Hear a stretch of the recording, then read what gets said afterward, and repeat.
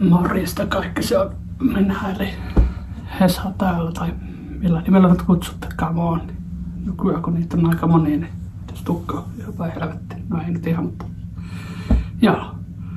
Juomatestiä taas vaihteeksi on tullut uutuus. Hartwall Jaffa, sokeriton, musta appelsiini.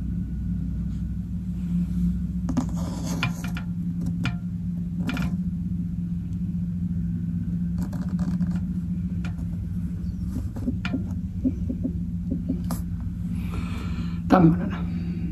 Just kävin tuossa kaupassa taas ja huomasin, niin ajattelin, että ostetaan, testataan.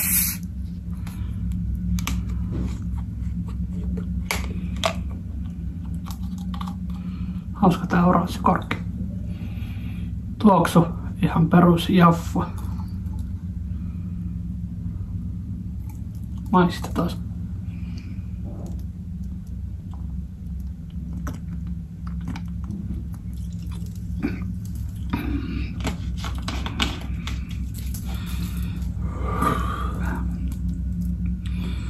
Ei tää kauheasti tosta normaalista Jaffasta eroa.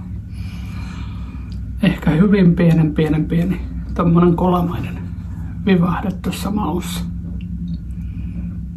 Sanoisin, että mitä mä nyt sanoisin? 3 tai 4/5.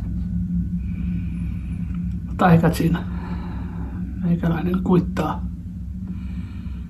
Ja nähdään taas seuraavassa videossa.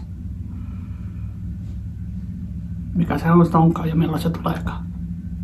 Mutta joo, se on